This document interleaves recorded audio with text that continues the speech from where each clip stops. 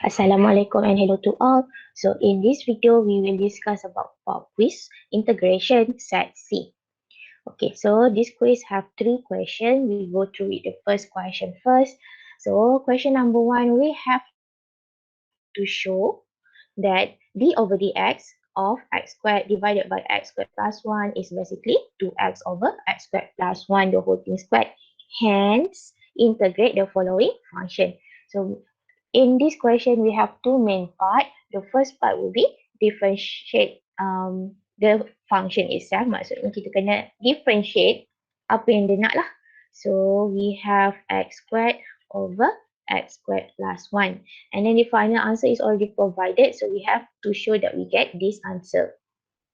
In this case, kalau soalan tu soalan show macam ni, awak mesti tunjuk full calculation. Kita tak boleh main skip-skip sebab jawapan akhir dah ada, kita mesti tunjuk sampai dapat jawapan akhir tu. Alright, so based on the function in the question, this is basically division of two different functions. So you have to use quotient rule. So numerator part gonna be your u, denominator part gonna be your v. So in this case, our u prime will be 2x and then our v prime also will be 2x. Next, substitute into our formula which is vu prime minus uv prime over v squared. I assume at this point semua orang dah expert masukkan satu-satu. So we will have x squared plus 1 times with 2x and then minus with uv prime. So we have x squared times with 2x divided by v squared. So we have x squared plus 1 the whole thing squared. Next, show that you simplify this. So if we expand this out, we have 2x cubed plus 2x minus 2x cubed divided by x squared plus 1 the whole thing squared. So 2x cubed can be cancelled out. So finally, we will get 2x over x squared plus 1 the whole thing squared. This is what they want you to show. So that's going to be the answer. Okay, settle with the first part of the question. Next, we have hence. Kita dah jumpa perkataan ni banyak kali. Maksudnya kita kena guna info sebelum. So we have to integrate 2x over x squared plus 1 the whole thing squared. Okay, so now we have to find the connection. Apa soalan ni punya kaitan? This is actually same as what you have shown before. Jawapan yang kita dapat show tadi. Okay. So using the concept of antiderivative, kalau satu function tu kita differentiate akan dapat jawapan tu, and then if we integrate jawapan yang ada, kita akan dapat soalan tu semula. So using the concept of antiderivative here, if we integrate the final answer that we have shown before, the answer would be the original question itself lah straight away. So this would be equal to x squared over x squared plus 1. And then don't forget to put plus c at the back because we already integrate the function.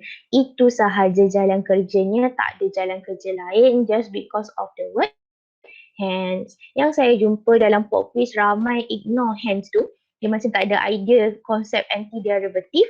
Ramai yang pergi buat let you. So kat situ tak ada markah lah. Tak ada markah langsung. Saya memang pangkah je ataupun saya bawa bulat besar-besar. Saya cakap wrong method. Okay, settle. First question. Moving on to question number 2. We have to integrate set of 2 minus 7x dx. Okay, so first step kita tak nampak tu munculkanlah kuasa dia. Because inside of the function is a linear function, then that means that kita boleh straight away terus integrate this function. So following the basic rule, everything inside the bracket you just have to copy back. Okay, power kita half plus 1, so kita akan dapat 3 over 2 divided by our new power just now, so 3 over 2. And then don't forget to times with derivative of your function. Apa yang dalam bracket ni kita kena differentiate. So akan dapat negative 7. And don't forget to put plus c here once again. Okay, jawapan akhir tak boleh tinggal macam ni. You have to simplify. So flip it up. So your final answer will be negative 2 over 21 times with 2 minus 7x to the power of 3 over 2 plus C. Okay, majority of you, ramai yang saya jumpa dia nak buat let you. Boleh, tak ada masalah, okay je, just make sure you don't forget to substitute u back. Ada yang pakai rule ni, dia terlupa nak differentiate dalam bracket, so negatif 7 tu tak muncul, so jawapan jadi salah. Ada juga yang salah careless kot masa simplify, dia dapat jawapan terbalik. Bukan 2 per 21, dapat 21 per 2. Okay, yang tu kita tak terima lah, salah konsep kat situ Okay. So question number 2 settled. Moving on, question number 3, we have to integrate exponent to the power of 2x plus with sine squared 7x dx. Okay, so we go through one by one. Exponent to the power of 2x is basically exponential function. Kita kena pakai special rule kalau nak integrate this thing. Okay, and then we have sine squared 7x. Ini 3-go function.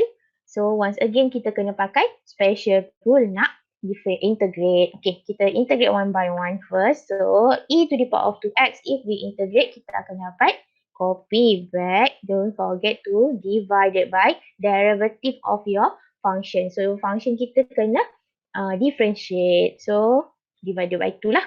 Okay, plus with, now we have sine squared 7x. Kena ingat 3-go yang ada kuasa, awak tak boleh differentiate. So we have to use double angle formula of cos kat sini.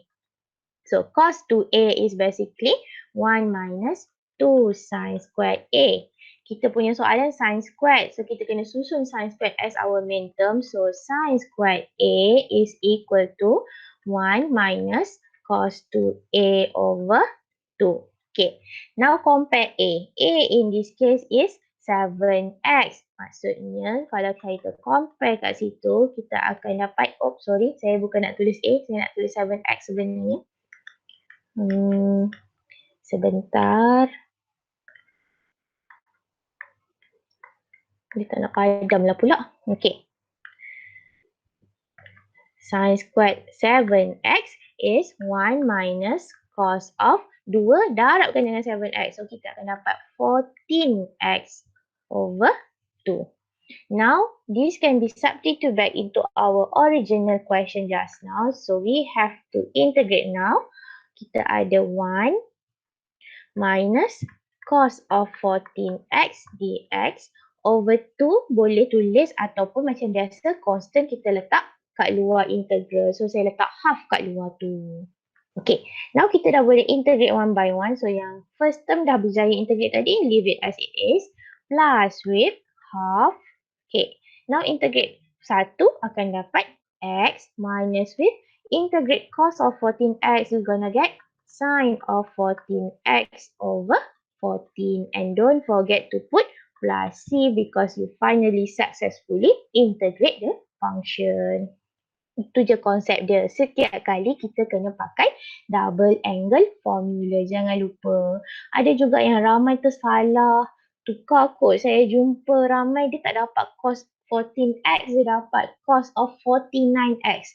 Instead of 2 darab 7x, dia pergi buat 7x tu kuasa 2 kot. Tiba-tiba muncul 49. Tak boleh lah yang tu. Salah konsep. Okay. Ada juga yang integrate cos, dapat cos balik. Awak buat careless mistake besar lah kat situ. Yang tu pun tak boleh.